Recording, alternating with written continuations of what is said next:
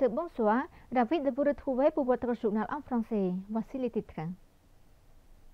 Le sommet des affaires Cambodge-ASEAN a officiellement été ouvert hier matin à Phnom Penh sous la présidence de Samdech Mahabobor Thepday Hun Manet, Premier ministre du Royaume du Cambodge.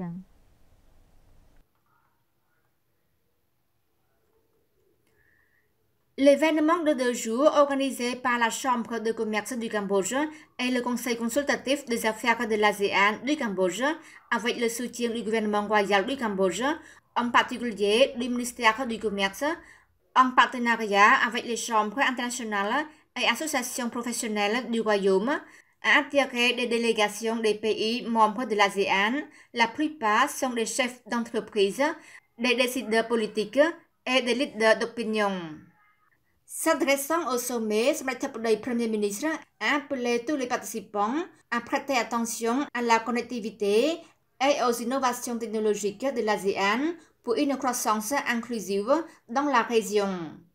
Le chef du gouvernement cambodgien a déclaré que cet événement, dont le thème est libérer le potentiel de l'ASEAN, technologie, durabilité et croissance inclusive, serait un catalyseur pour libérer l'énorme potentiel du Cambodge et de l'ASEAN.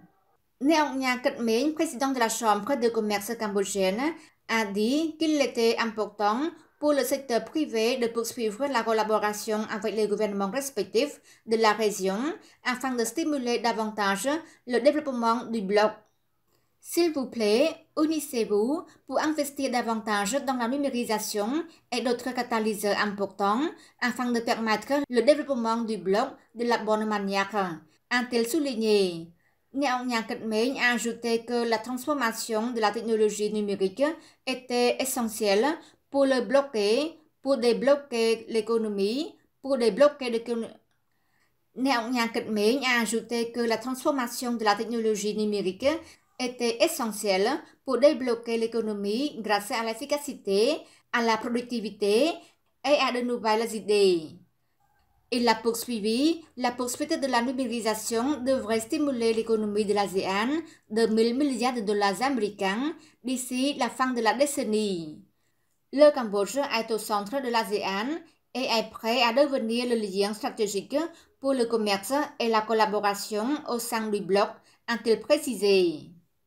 Après la cérémonie d'ouverture, au moins 3 tables rondes différentes auront lieu avec la participation de hauts officiels et experts cambodgiens comme orateurs, dont Son Excellence Sun Chanthol, vice-premier ministre et premier vice-président du Conseil pour le développement du Cambodge, Son Excellence Kai Ratana, ministre des Mines et de l'Énergie, et Son Excellence Hem Van Ly, ministre de l'Industrie, des Sciences, de la Technologie et de l'Innovation. Le Cambodge continue de renforcer ses relations avec le Japon. Samdech Akek Mohasena Parilicho Hun Sen, ancien Premier ministre, s'est entretenu le matin du 2 avril au palais du 7 janvier avec l'ambassadeur du Japon au Cambodge, Son Excellence Oino Atsushi. Samdech Hun Sen à cette occasion dit que lorsqu'il deviendrait président du Sénat, il continuerait à renforcer et à élargir les relations et la coopération entre le Cambodge et le Japon, en particulier entre les organes législatifs pour les intérêts des deux nations et peuples. Profitant de cette occasion, l'ancien Premier ministre cambodgien a exprimé sa profonde gratitude à l'ambassadeur japonais pour sa bonne coopération lors de sa visite au Japon début 2024. Samdech Hun Sen a également remercié la partie japonaise d'avoir organisé sa rencontre avec ses amis japonais, en particulier le Premier ministre japonais, Son Excellence Fumio Kishida, pour l'avoir reçu, même s'il n'occupait plus le poste de Premier ministre. De son côté, Son Excellence Oino Atsushi, ambassadeur du Japon au Cambodge, a adressé ses sincères félicitations à Samdech Hun Sen, qui devient président du Sénat, et a exprimé l'espoir que les relations entre le Japon et le Cambodge seront encore renforcées dans le cadre du Parlement, du gouvernement et du peuple.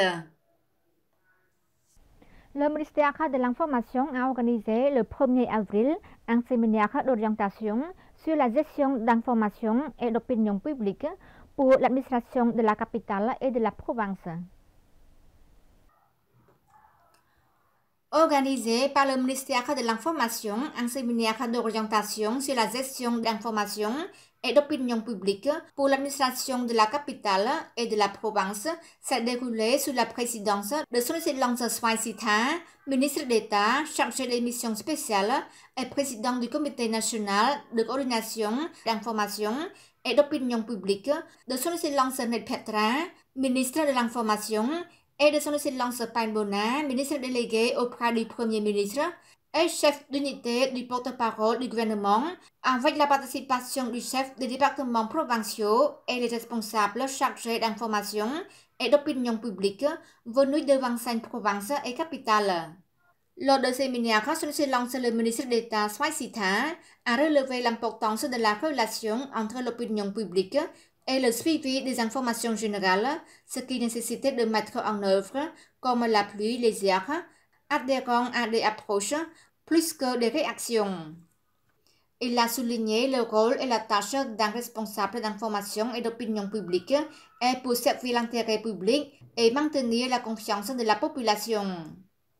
Ce séminaire permet aux participants, notamment les responsables d'information et d'opinion publique de 25 provinces et capitales, reçoivent l'orientation sur les points clés tels que l'importance de gestion d'information et d'opinion publique, le suivi, l'analyse et l'évolution d'informations, la préparation des sujets positifs pour promouvoir la diffusion et la méthode de travail, y compris le porte-parole, la rédaction, la production et la diffusion d'informations.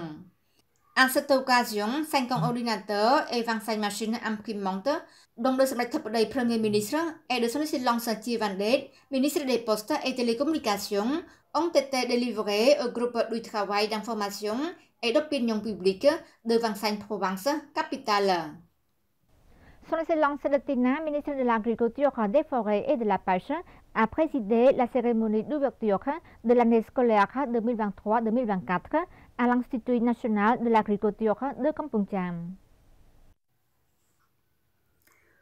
Au cours de la cérémonie d'ouverture de l'année scolaire 2023-2024 à l'Institut national de l'agriculture de Kampong Cham, Son Excellence Tina, ministre de l'Agriculture, des Forêts et de la Pêche, s'est entretenu avec des étudiants sur les spécialisations en agriculture telles que les sciences agricoles, les sciences animales et vétérinaires, la pêche, l'économie et la gestion agricole. Son Excellence le ministre a conseillé aux jeunes étudiants de réfléchir attentivement au domaine de leur choix en choisissant d'étudier le domaine de leur choix et de garantir un emploi ou une profession appropriée pour subvenir à leur vie et contribuer au développement de l'agriculture une fois l'obtention de leur diplôme. Il a encouragé les étudiants à renforcer leurs compétences en langue l'anglais et en informatique, ainsi que leurs compétences économiques afin de saisir l'opportunité de se former à l'étranger pour acquérir une expérience en réponse aux besoins du marché du travail. Son Excellence le ministre de Tina a également profité de cette occasion pour expliquer aux étudiants la politique agricole du gouvernement royal qui vise à assurer la sécurité alimentaire et la durabilité économique et environnementale à travers la réduction des coûts de production et une production de qualité conforme au marché ainsi qu'à haute valeur ajoutée. Cela est fait pour que tous les agriculteurs et tous les citoyens puissent avoir de la nourriture pour toujours. C'est la fin de notre journal. Merci pour votre fidélité. Bonne suite de programme sur TVK. À demain.